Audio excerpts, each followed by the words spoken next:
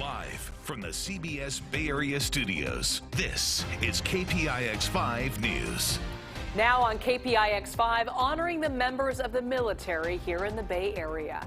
Good evening, or good afternoon. I'm Elizabeth Cook. And I'm Ryan Yamamoto. We'll have more on Veterans Day events going on. But first, an election update.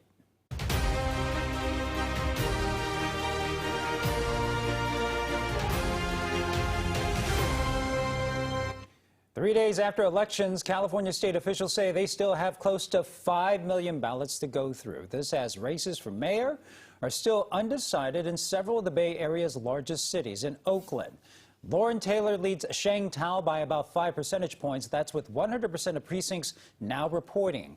Taylor also leads in the ranked choice voting, but many votes are still being tabulated there. In San Jose, City Councilman Matt Mahan is leading Supervisor Cindy Chavez by about 3 percentage points, but tens of thousands of ballots still need to be counted. And in Santa Clara, Mayor Lisa Gilmore currently leads Anthony Becker by just 250 votes, or about a single percentage point. In a developing story, control of the U.S. Senate still hinging on 3 undecided races. Each party hopes to win 2 out of 3, and Georgia is headed for a runoff next month, but we are likely to get the results from 2 other states. In Arizona, Democratic incumbent Mark Kelly is leading his Republican challenger Blake Masters by about 5 percentage points.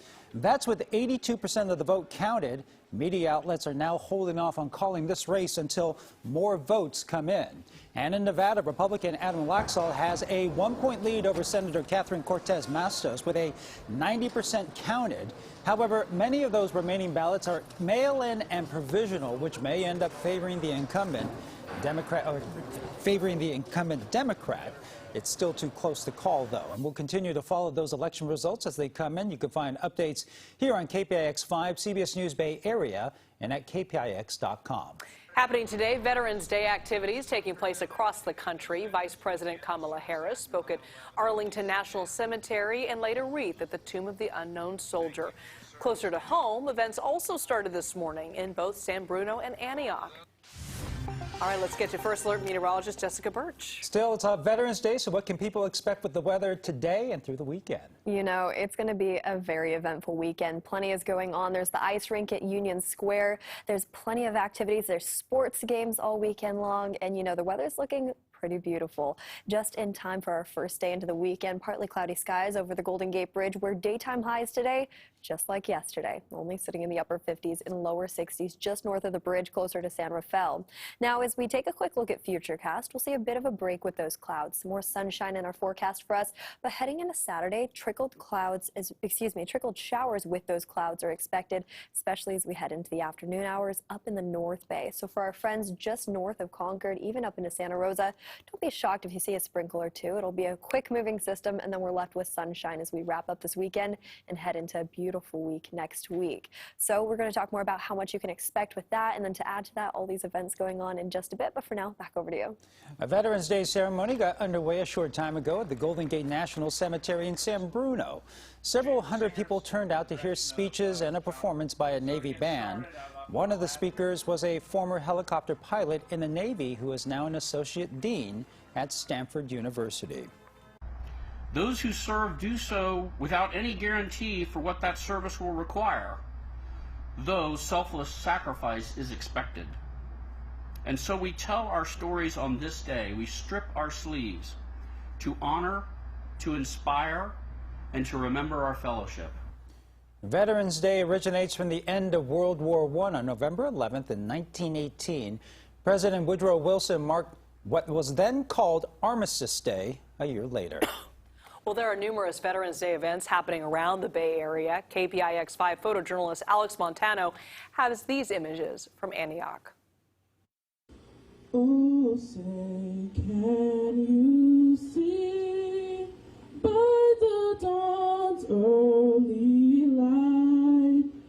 A celebration to honor America's veterans for your patriotism, your love of country, and your willingness to serve and sacrifice for the common good. 1, 2, 1, 2, ready, go.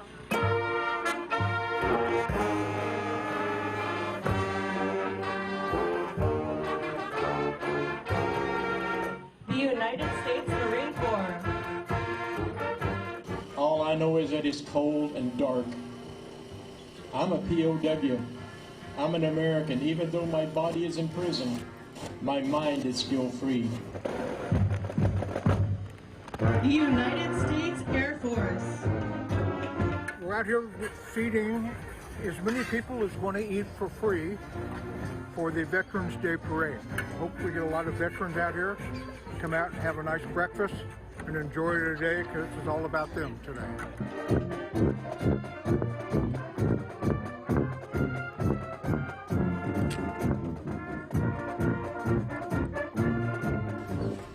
He was killed July 30th, 1945. He was just 6 days short of his 20th birthday.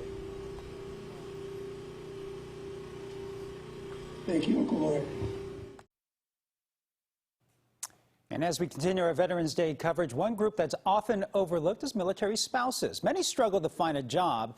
It is the top issue impacting active duty military families, according to research out of Syracuse University, who say the unemployment rate among military spouses is 3 to 4 times higher than for civilians. But there are groups looking to change that.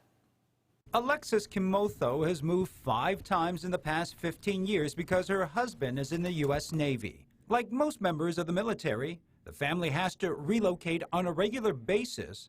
And for the mother of 2, every new city has meant the challenge of finding a new job. The employer told me that I was not someone that they would want to invest in because I wouldn't be around long enough. Researchers found it's not just getting a job that's a problem, it's pay.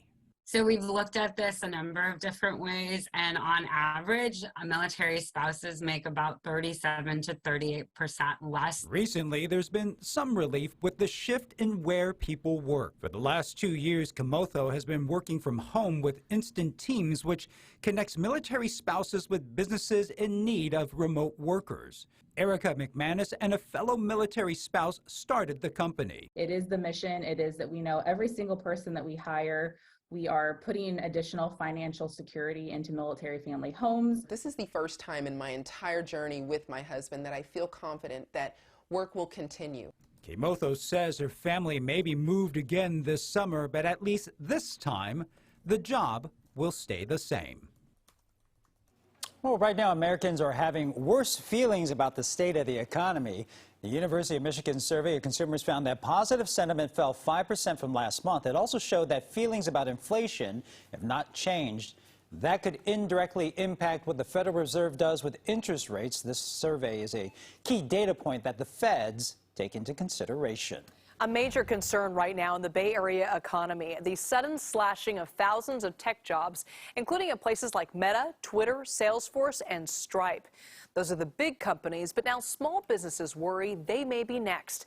This all happening while the post-pandemic recovery is really not going as business owners had hoped. KPIX 5's Lynn Ramirez reports.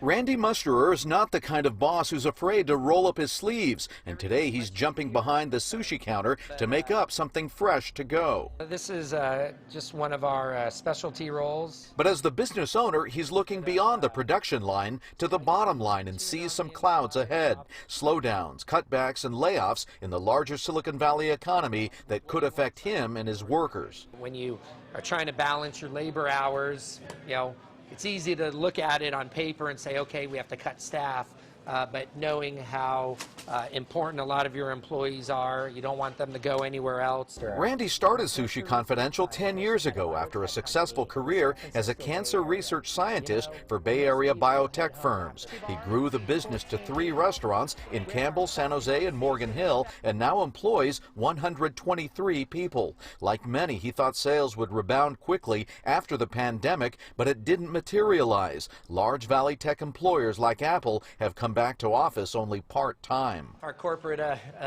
customers are not, going out, aren't at work 5 days a week. They're not going out to lunch. They're cooking at home. They're having lunch at home. So that definitely affects small businesses. Randy says tech companies' catering contracts have also slowed down. So a lot of our corporate clients, Google, Meta, Netflix, we might start seeing a little less catering from them. All that, plus the return of cold and wet weather, means his business will have to pull back. We haven't laid off anyone. We have cut a few hours here and there, especially when it's raining. We have slow days, and we're not really looking to hire anyone at the moment. Some employees, like bartender Derek Agus, are already working 2 jobs to keep up their hours. Obviously, we do live off of tips, and tips we do see it fluctuates depending on how busy the restaurant is during the week or not. Recession-wise, yeah, I mean, people are more often to cook at home instead of going out. Randy says if the recession taught him anything, it was how to run a business nimbly, which now looks to become the new normal. In Campbell, Len Ramirez, KPIX 5.